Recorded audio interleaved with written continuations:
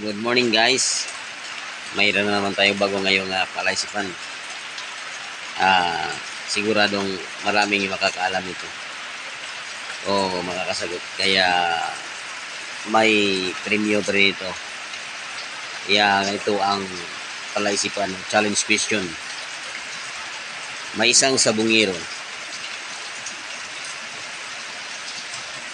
Nakaut lang siya sa tindahan. 3 tindahan na inutangan niya ng tigsa 10 piso. At siningil siya ng may-ari ng tindahan. At sumagot siya na wala pa akong pambayad dahil ang pira kong dala ay hindi kayang pambayad sa inyong 3. Pero kung mananalo ako sa sabong, babayaran ko kayo isa-isa.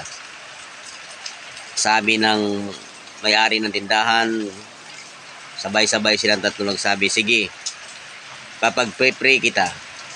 Kaya may nakita siyang nagsasabong diyan sa gilid ng kalsada.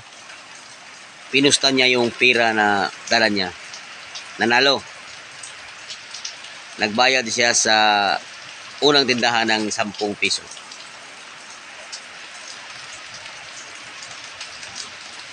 Dalawang tindahan na lang ang natitira. Mayroon na nagsasabong na naman. Ginusta niya naman uli yung natira niyang pira. Nanalo na naman. Nagbayad na naman siya sa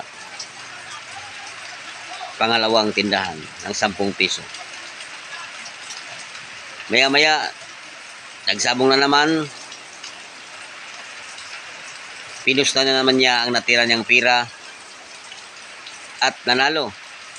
At ang kanyang lahat ng panalo at lahat ng kanyang pira, tamang-tama lang pambayad na 10 piso para sa pangatlong tindahan. Ang tanong guys, ganito. Magkano ba ang dala niyang kapital o pira? Bakit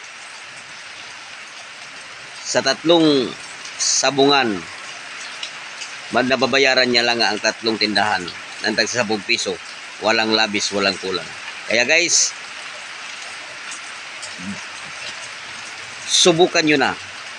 Baka ikaw pa ang magwawagi. Let's go! At kung isa kang content creator, mag-iwan ka ng bakas. God bless us all.